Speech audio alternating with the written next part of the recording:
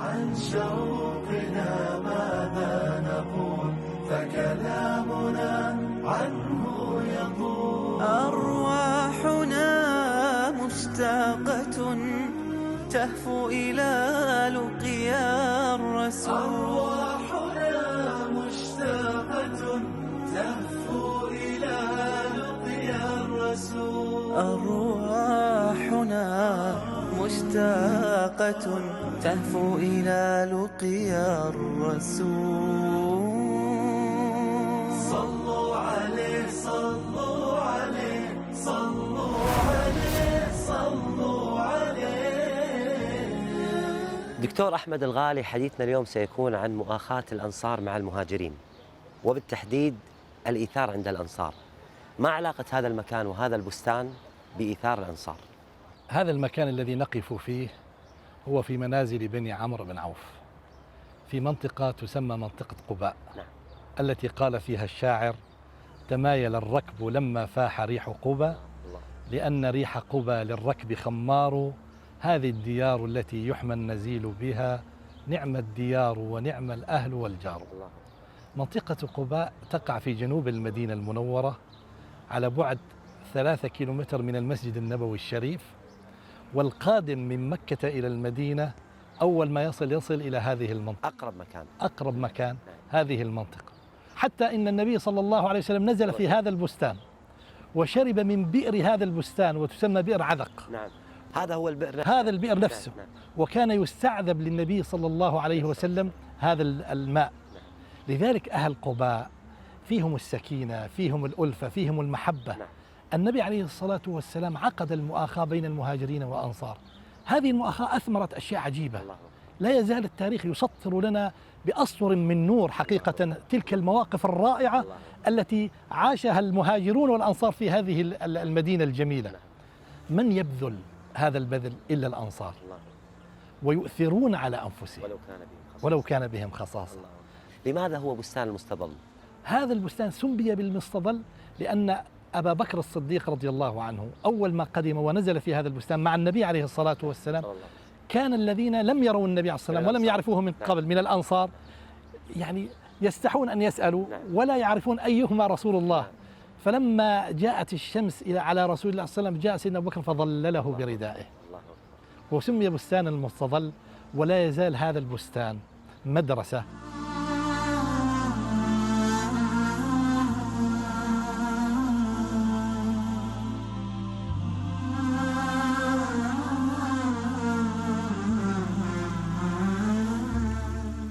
عرف عن الأنصار هذا الإيثار، واستمر هذا الكرم طوال حياتهم.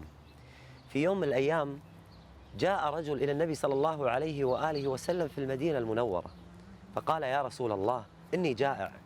فأرسل النبي صلى الله عليه وآله وسلم إلى كل نسائه، فقلنا: يا رسول الله لا نملك إلا الماء.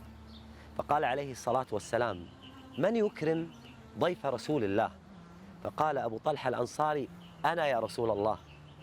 فأخذه إلى بيته وإلى امرأته فقال: أكرمي ضيف رسول الله صلى الله عليه وآله وسلم.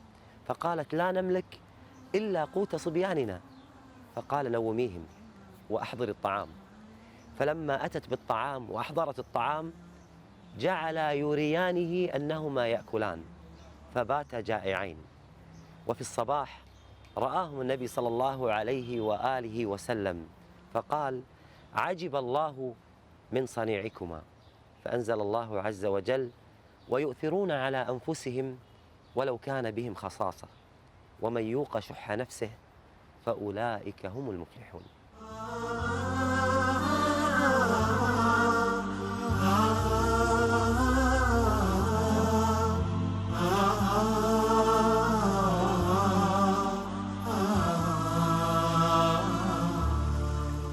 لم يشهد التاريخ حادثة اجتماعية كحادثة استقبال الأنصار للمهاجرين بهذا الحب الكريم وهذا الإيثار.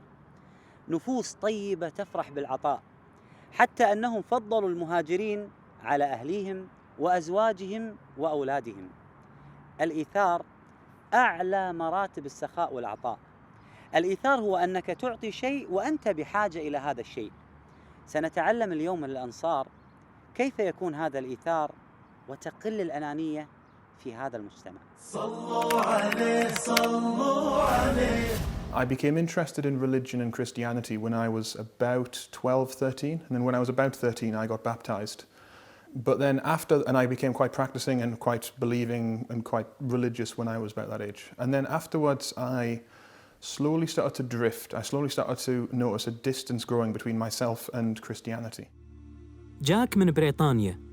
في 16 من عمره بدأت نفسه تتوق للبحث عن ما يسد فراغه الروحي الذي لم يكتمل في المسيحية، حتى تعرف على الإسلام في إحدى الرحلات المدرسية.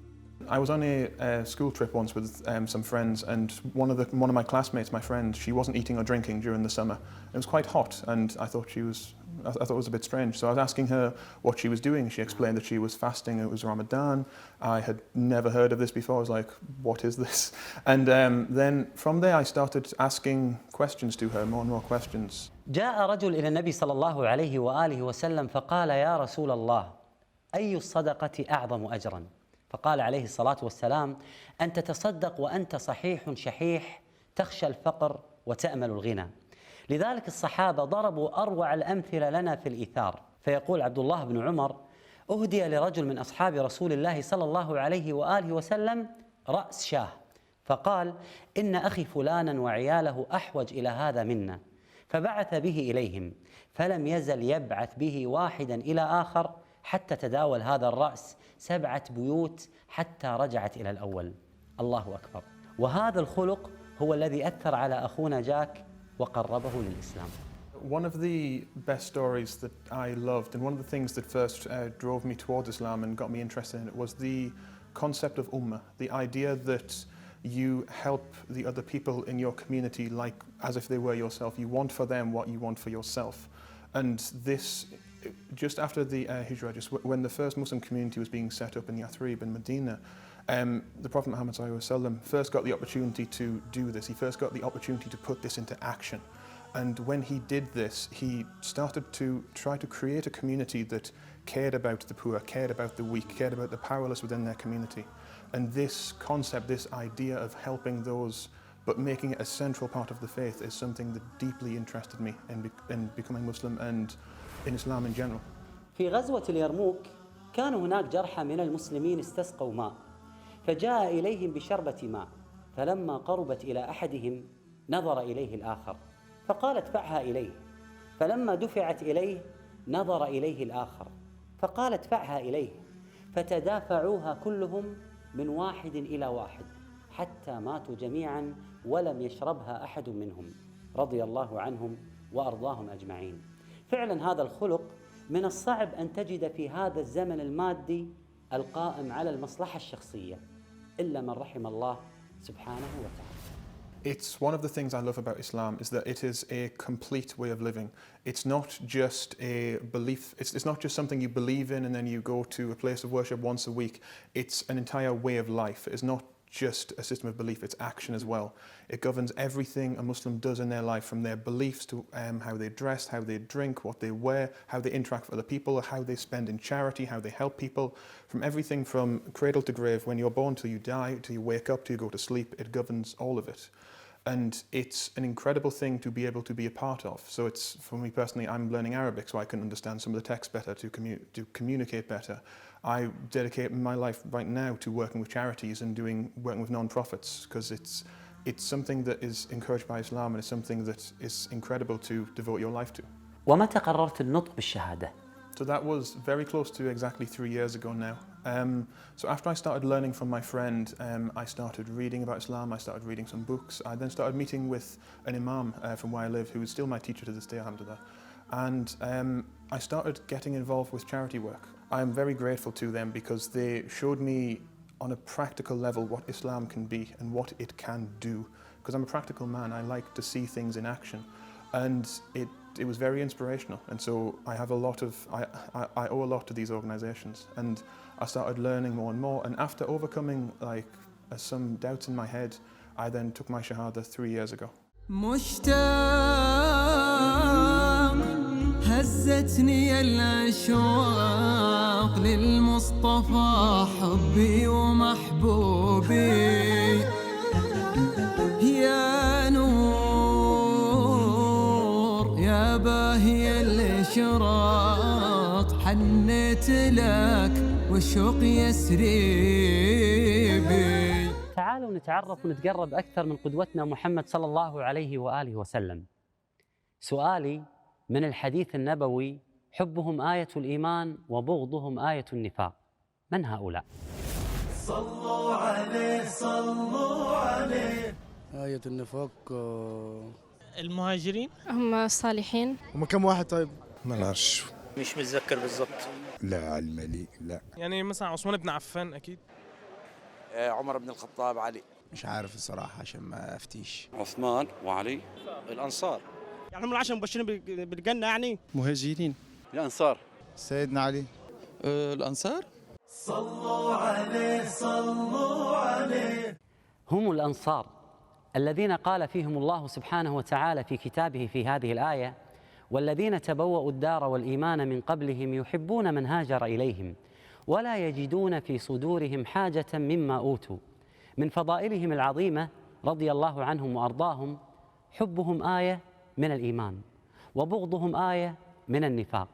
بشرهم النبي صلى الله عليه وآله وسلم بلقياهم على الحوض يوم القيامة. صلوا عليه صلوا عليه. دكتورنا الغالي، ما علاقة الأنصار بهذا المكان وهو جعرانة؟ في هذا المكان حبس النبي صلى الله عليه وسلم الغنائم التي غنمها من حنين، وكانت غنائم عظيمة، فكان النبي صلى الله عليه وسلم يعطي المؤلفة قلوبهم والذين أسلموا حديثا ولم يعطي الأنصار منها شيء.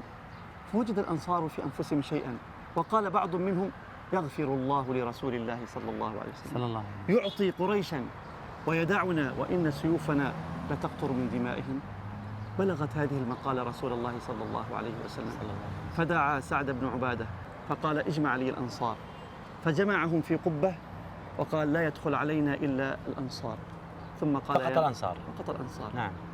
قال: يا معشر الأنصار، ألم آتكم ضلالا فهداكم الله بي، وعالة فأغناكم الله بي، وأعداء فجمع الله بين قلوبكم بي؟ قالوا: المنة لله ورسوله.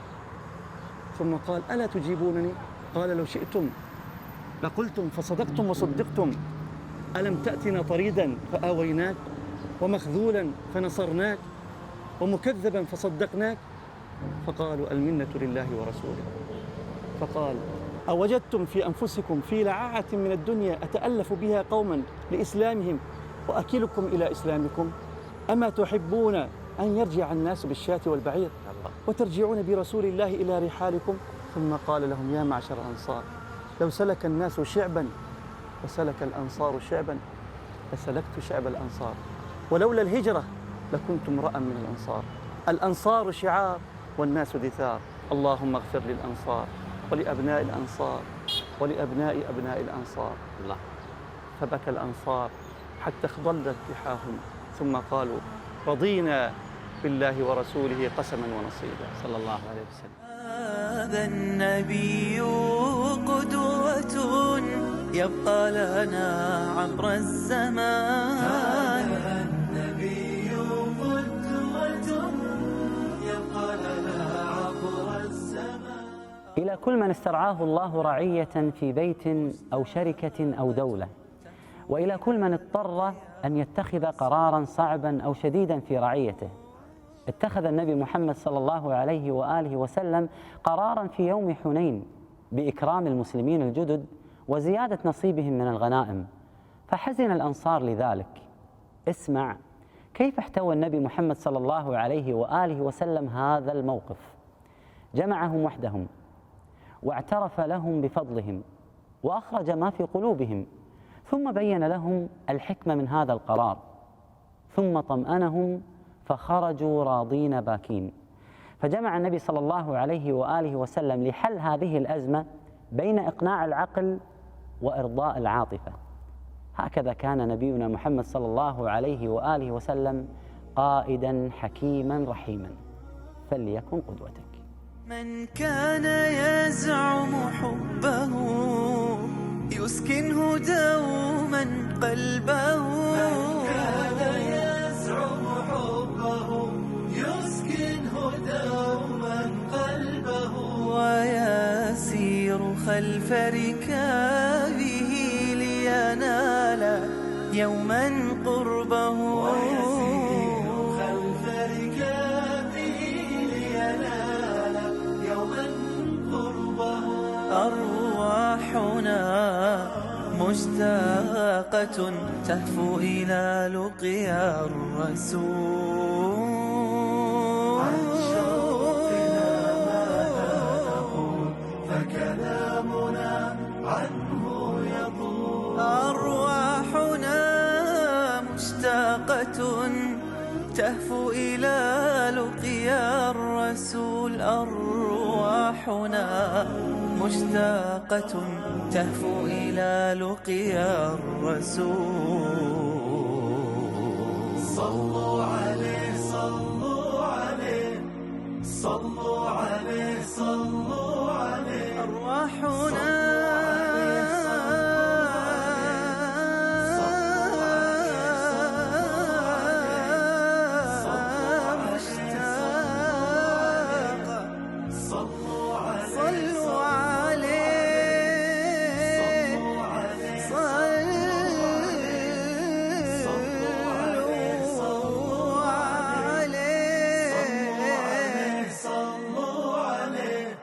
صلوا عليه صلوا عليه. نحن الآن نقف في منازل بني حارثة. انظر ماذا تفعل العنصرية في أهلها. سبحان الله، أنا ما كنت أعرف إنه هاي آخر لحظات أنا كنت حشوف فيها. كان محمودا شريفا في قومه. لا ينبغي لنبي إذا لبس لأمة الحرب أن ينزعها حتى يحكم الله بينه وبين أعدائه. من أهل المساجد، من أهل الصلاح، معروفا بنسبه، مشهورا بأخلاقه. وكان قد رأى رؤيا. كنت شاعر بالنعمة اللي ربنا أكرمني فيها، إنه يكون عطى زوجي. لكن لكم النصر إن صبرتم. لو هذا الرجل كان آخر رجل في الدنيا ما زوجته. ضل في المسجد 3 أيام هو وباقي الشهداء. من جاءكم من ترضون دينه وخلقه فزوجوه. نعم. كان كأنه نايم، وكان تمه أحمر وجلده طري. لا تراجعوني بالموضوع، أنا ما عندي بنات للزواج. يا الله سبحانك أحياء عند ربهم يرزقون ولا كأنه ميت. فليكن قدوتك. صلوا عليه صلوا عليه.